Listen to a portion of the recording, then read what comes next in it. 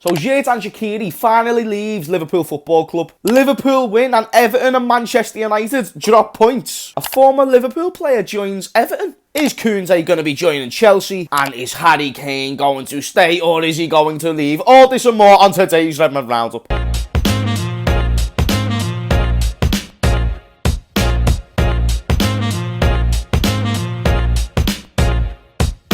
Right, hello there everyone, welcome back to James Redmond TV and welcome to another Redmond Roundup. People, if you do enjoy this Redmond Roundup, then be sure to smash a like, but only if you enjoy, and also leave a comment because it helps the video much more than you think. And if you want to see these Redmond Roundups on a regular basis again, then be sure to show your support. Anyway, let's get into today's Redmond Roundup. So Shaqiri joins Olympique Lyonnais in France for £9.5 million, which is actually sound because what that deal was going to be talked about at the start was £4 million. £4 million for Shaqiri, and I know he hasn't really played a hell of a lot. He hasn't done a hell of a lot at Liverpool. He's had some great moments, do not get me wrong, but to expect just a good chunk. I thought for last season we could have got 15, but thankfully now we got a respectable deal, and I think this is perfect for all parties. I think, you know, even the fact, I don't know exactly what wages Shaqiri was on, but I would assume with his pedigree he was on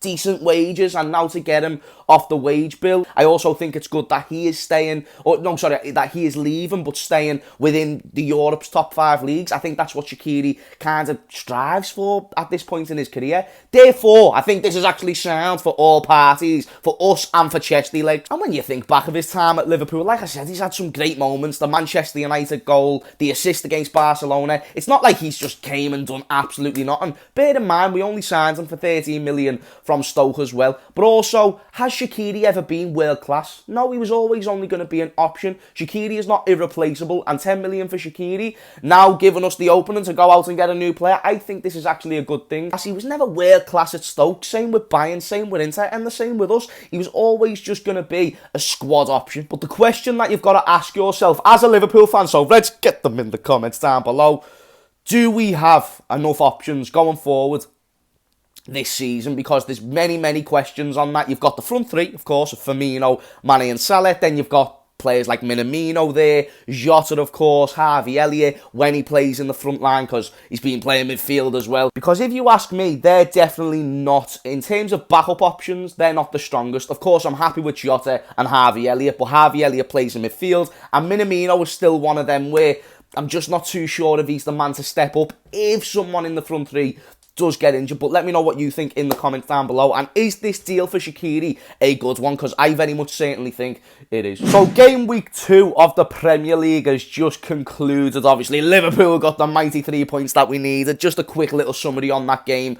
Buzzing. If you still haven't saw the matchday vlog, that is now out on the channel. Make sure you check that out once you've watched this. Loads of positives to take out of the day. When you look at the league table, Chelsea are first, but it's literally by alphabetical order, so it doesn't really matter. We've scored the same goals, we've conceded the same amount in 0. Brighton are there and thereabouts. Tottenham have had a good start. Nuno getting a win against his former team. But the teams that haven't started off so well, I mean, City got a 5-0 win against Norwich, which is brilliant for them, but you expect them to win them type of games also by that type of scoreline. Manchester United drew away from home against Southampton, and I'm still seeing on Twitter like, oh, Manchester United have still got their away records, only going to Solskjaer his boss, and that is the thing that is going to keep United not winning trophies. And listen, I keep saying, oh, they should go out. Please don't, because if this keeps happening and United just keep on nearly getting there, and I keep seeing these Manchester United fans' tears, I'm going to love it and I'm going to soak it all in absolutely throughout the season with the amount of smoke saying United are going to finish above Liverpool and this, that and the other. The disrespect is mad. Even Rance's combined 11, which I'm going to put on the screen right now, was a disgrace. I don't know if he was joking, but whatever he was smoking, it's certainly not the good stuff. He's talking about how I only get 4 man like George in his team. He wouldn't even get 4 man like George in my combined 11. Absolute madness. But also Arsenal, Chelsea won 2-0,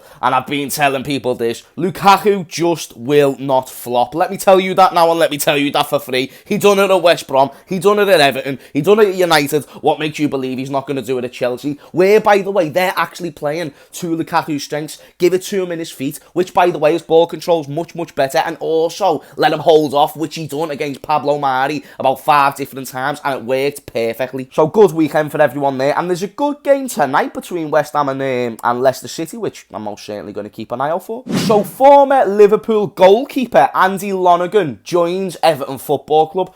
What in the name of sweet Nancy Francis is with all of our former staff, let's just say, joining Everton Football Club? I mean, Everton, I know that you're having a rebuild process, but it doesn't mean that you should be taking our former players and managers. You've got our former manager, you've now got Andy Lonergan, who I don't even know if he actually played a game for Liverpool. He might have. Might be wrong there though. Let me know in the comments down below. So Chelsea signing Jules Kounde will depend on whether or not they can let go of Kurt Zouma. Chelsea fans, let me know what you think about this in the comments down below. Are you done with Kurt Zouma? Because I know he's been at the club since he was a youngster. He's always been a sound centre-back. I wouldn't say he's everyone's cup of tea, but you know, certainly as a backup, he can do a job. There's teams like West Ham involved, getting in talks. There's teams like Tottenham getting involved and getting in talks. I'm pretty sure that he would have to leave for Jules Kounde to arrive into the squad, because I think Kounde will just be a squad option. He's not necessarily a marquee signing, like, for example, Romelu Lukaku. So I do not see this deal going through,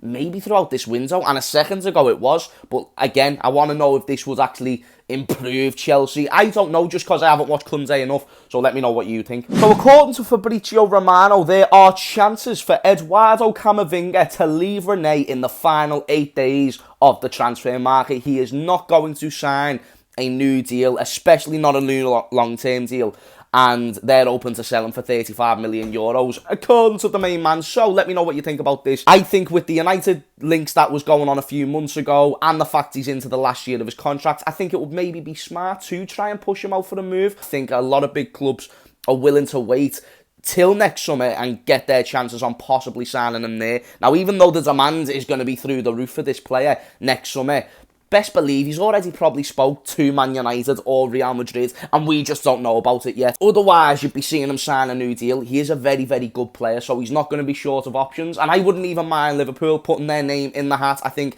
a young box-to-box midfielder to replace Gini Wijnaldum would be the smartest move, instead or opposed to a Saul or someone who's a little bit more experienced. And then, according to reports, Manchester City are poised to make a final offer to Tottenham for Harry Kane this week, despite Daniel Levy's obvious determination to keep his captain in North London. Isn't Lloris the captain? Or am I just thinking that? I'm not too sure. Anyway, Harry Kane leaving Tottenham. It's been the saga of the summer. Will it happen? Will it not? I'm not too sure. Spurs got that win against City, then they lost to some team in the Conference League. I do not know what's going on with Harry Kane. One thing I do know, he wants to leave. I also know City want Harry Kane. They want a striker and they want goals. I hope it doesn't happen, but I still believe there's a chance. In the final week, we know crazy things can happen, and if an offer of around 140 to 150 million, which I think could be pushing it, but if that does come in for what is a 28-year-old, I know Harry Kane is still boss, but he wants to leave. He's got like 3 years left on his deal.